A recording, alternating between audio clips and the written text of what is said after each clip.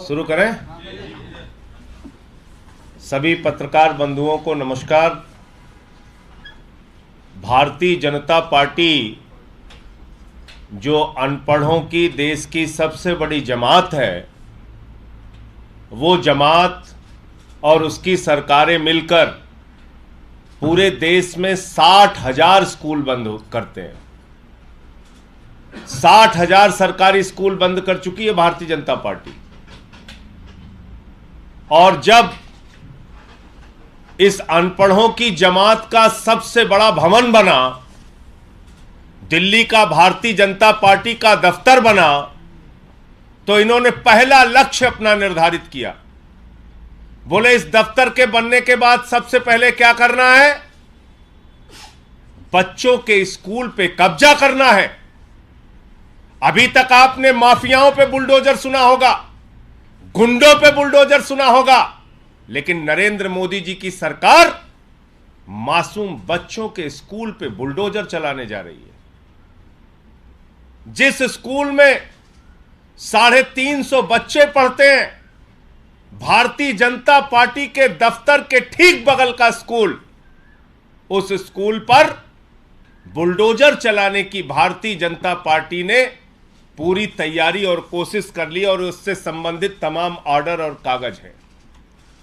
आप देख सकते हैं कि किस तरह से इस देश की शिक्षा में बिल्कुल यकीन न रखने वाले लोग, अनपढ़ों की जमात और ऐसे प्रधानमंत्री जो सबका साथ सबका विकास की बात करते हैं, 27 साल के बाद जब उनको गुजरात में जाना पड़ता है तो एक आर्टिफिशियल स्कूल में जाके फोटो खिंचवाते हैं। एक स्कूल पूरे गुजरात में ऐसा नहीं बना पाते जिसमें जाकर वो अपनी फोटो खिंचवा सके। और जब आप अपना दफ्तर बना रहे हैं मोदी जी, उसका उद्घाटन कर रहे हैं, उद्घाटन के मौके पर बड़ी बड़ी बातें कर रहे हैं और साथ ही साथ मासूम बच्चों के स्कूल पे बुलडोजर चलाने की तैयारी कर रहे हैं, यह अत्यंत शर्मनाक और मैं ये कहूंगा कि शिक्षा को, बच्चों के स्कूल को रौंदने का भारतीय जनता पार्टी का प्रयास है। आम आदमी पार्टी हर स्तर पे इसका विरोध करेगी और मैं आपको अब वो स्कूल दिखाना चाहूंगा जो भारतीय जनता पार्टी के दफ्तर के बगल है, जिसके ऊपर बुलडोजर चलाने की, जिसको गिराने की, जिसको ध्वस्त करने की पूरी तैयारी नरेंद्र मोदी जी ने कर ली है। जिस दिन बीजेपी के दफ्तर का उद्घाटन हुआ, उसी दिन इस स्कूल को दफन करने की भी कहानी लिखी गई। ये पहले आप स्कूल की बिल्डिंग देखिए।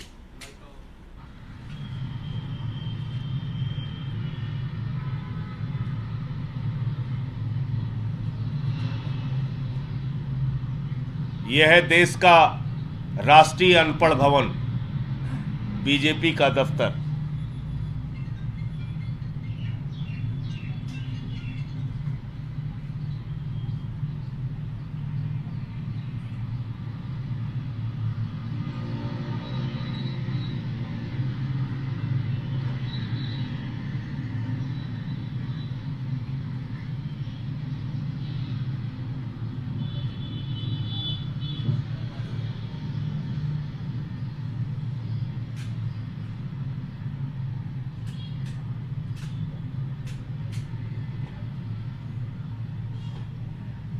ये है वो सरकारी स्कूल,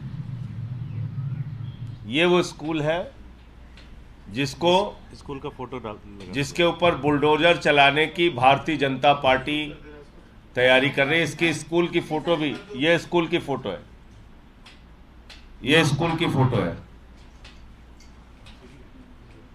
ये एमसीडी का स्कूल है और इसमें अलग अलग समय पे ये प्रस्ताव बनाए गए हैं। सीपीडब्ल्यूडी ने इसको ध्वस्त करने का, गिराने का, तोड़ने का, स्कूल शिफ्ट करने का आदेश दिया है। यहाँ आलीशान पार्क बनाया जाएगा अनपढ़ों के लिए, वहाँ अनपढ़ लोग आके बैठेंगे और बच्चों के स्कूल गिराए जाएंगे। ये है पूरी योजना। इस पे आपका कोई प्रश्न हो दुर्गेश जी से मैं चाहूँगा आगे विस्तार से आपको बताएंगे। 350। इसमें लगभग 350 बच्चे पढ़ते हैं। 14 कमरों का स्कूल है। और इस स्कूल को, चूंकि आप वीडियो में देख रहे होंगे कि भारतीय जनता पार्टी के दफ्तर के ठीक बगल में स्कूल है। तो जैसे बड़े राजा महाराजा होते हैं, उनको वो अपने घर के सामने जब खड़े होते हैं, छत पे खड़े होते हैं, उनको लगता है यार ये थोड़ा अगर बगल वाली ज़मीन भी मिल जाए तो थोड़ा अपना सिस्टम और शानदार हो जाएगा। तो ये बगल वाली ज़मीन कब्ज़ा करने की और लगातार एमसीडी के और उनके अधिकारियों के ऊपर दबाव डालकर इस स्कूल को खाली करवाना, इस स्कूल के ऊपर बुलडोज़र करके इस पूरे स्कूल को भारतीय जनता पार्टी के दफ्तर के कामकाज के लिए उपयोग में लाने की पूरी कोशिश की जा रही थी, जिसकी जानकारी हम लोगों को मिली।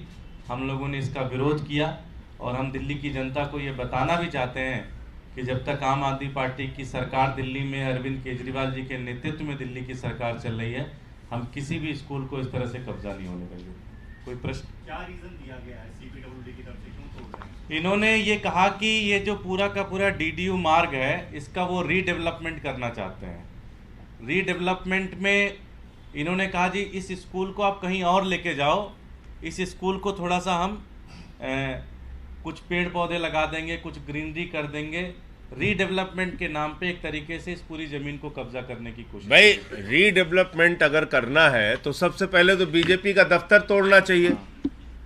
अगर रीडेवलपमेंट करना है डीडीयू मार्ग का, तो दोनों बीजेपी के जो दफ्तर बने हैं दफ्तर तोड़ दो, और भी यहाँ दफ्तर बने हैं उन सारे दफ्तर तोड़ दो, हम लोगों का भी तोड़ दो, कांग्रेस वालों का भी तोड़ दो, जितने भी दफ्तर है सबको तोड़ो। रीडेवलप करना है तो सरकारी स्कूल तोड़ोगे बच्चों के? अगर आपको रीडेवलप करना है तो सबसे पहले आप सरकारी स्कूल जो बच्चों का है उसी को तोड़ेंगे, आप उस पर बुलडोजर चलाएंगे। तो ये देखिए आप, ये बहुत गंभीर बात है। अब तक ये अपराधियों पर बुलडोजर चलाने की नौटंकी करते रहे, यहां तो बच्चों के स्कूल पे बुलडोजर चला रहे हैं।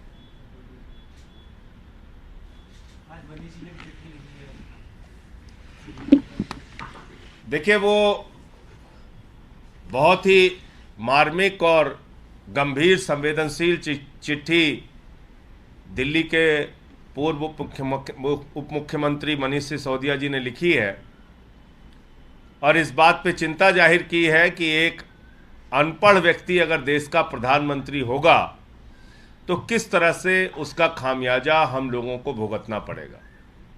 पहला, जैसे मैंने आपको बताया, सरकारी स्कूल, जनसंख्या देश की बढ़ रही है, बच्चे हमारे बढ़ रहे हैं, लेकिन सरकारी स्कूल बढ़ाने के बजाय 60,000 सरकारी स्कूल देश के अंदर भारतीय जनता पार्टी ने बंद किए हैं, जिसमें अकेले 26,000 सरकारी स्कूल देश के सबसे बड़े राज्य उत्तर प्रदेश में बंद हुए हैं। हजारों स्कूल बंद हुए हैं मध्य प्रदेश में, हजारों स्कूल बंद हुए हैं गुजरात में। करते क्या है ये लोग? इन्हीं के अपने प्राइवेट स्कूल हैं। प्राइवेट स्कूल के नाम पे भाजपा के नेता और मंत्री अपना धंधा चलाते हैं और सरकारी स्कूलों को तोड़ने का काम करते हैं। और मैंने आपको जैसा बताया कि जैसे ही भारतीय जनता पार्टी का राष्ट्रीय कार्यालय बना तो इन्होंने सबसे बड़ा राष्ट्रीय कर्तव्य अपना निर्धारित किया कि बच्चों का स्कूल सबसे पहले तोड़ो। स्कूल नहीं रहना चाहिए देश में। तो इस बात को लेकर मनीष सिसोदिया जी ने चिंता जताई है कि अगर देश के प्रधानमंत्री अनपढ़ होंगे, गैर पढ़े लिखे होंगे, सरकारी स्कूलों को बंद करेंगे तो बच्चों के भविष्य का क्या होगा, और देश किन हाथों में इस समय है और किस दिशा में आगे बढ़ेगा, ये हम सब के लिए एक चिंता का विषय है। संजय जी, एमसीडी अब आपके हाथ में है, तो क्या आपके पास ऐसा कुछ प्रावधान है कि आप उसको रोक सकते हैं ऑर्डर को, या फिर आप? देखिए, दुर्गेश पाठक जी एमसीडी के नामित सदस्य भी हैं और मेयर भी आम आदमी पार्टी का है। हमने तो आपको सीपीडब्ल्यूडी और एमसीडी और मोदी सरकार की मिली भगत से जो ये बुलडोजर चलाने की कोशिश है उसका खुलासा आपके सामने किया। जहाँ तक दुर्गेश जी ने बताया, हमारी पार्टी, हम लोग पूरी तरीके से इसका विरोध करेंगे और ये बिल्कुल नहीं होना चाहिए कि बच्चों का स्कूल तोड़ के और भाजपाइयों का अनपढ़ पार्क बनाया जाए, इसके लिए ये ठीक बिल्कुल नहीं होगा। और ये जितने भी भवन खड़े हैं सब अडानी भवन है। देश भर में बीजेपी दफ्तर के नाम पे जितने बन रहे हैं सब अडानी का पैसा लग लग के बन रहा है। और आपका कोई प्रश्न हो? इससे थोड़ा हटके सवाल है, कल आप विपक्षी पार्टियों की बैठक में गए थे, एक बड़ी प्रेस कॉन्फ्रेंस भी हुई, 19 पार्टीज उसमें इन्वॉल्व है, लेकिन अब सवाल ये उठ रहा है कि अगर ये यूनाइटेड अपोजिशन का प्लेटफॉर्म लॉन्च होता है तो जो ग्रुप 8 था आपका मुख्यमंत्रियों का, नॉन बीजेपी नॉन कांग्रेस मुख्यमंत्रियों का, उसका फ्यूचर क्या होगा, फेट क्या होगा? देखिए, हर जगह के लिए अलग अलग स्ट्रेटेजी होती है। संसद के अंदर सरकार को कैसे घेरना है उसकी एक अलग प्रकार की रणनीति होती है। 19 राजनीतिक दल एक मंच पर एक साथ क्यों आए? मुद्दा क्या था? मुद्दा था मोदी अडानी भाई भाई देश बेच के खाई मलाई, यानी कि जो लाखों करोड़ का भ्रष्टाचार नरेंद्र मोदी जी ने अपनी राजनीतिक सत्ता को बचाए रखने के लिए आर्थिक सत्ता जो खड़ी की है अडानी के जरिए, उस घोटाले पे जेपीसी बनाओ। जेपीसी बनाने के लिए सरकार तैयार नहीं थी। इसको लेके पूरा संसद का सत्र चलने नहीं पाया, मोदी सरकार ने चलने नहीं दिया।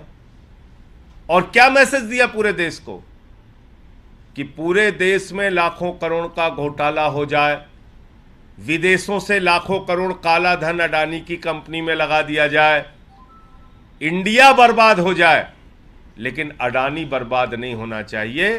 तो भारत के प्रधानमंत्री इंडिया के प्रधानमंत्री नहीं, अडानी के प्रधानमंत्री हैं, ये बात उन्होंने साबित कर दी।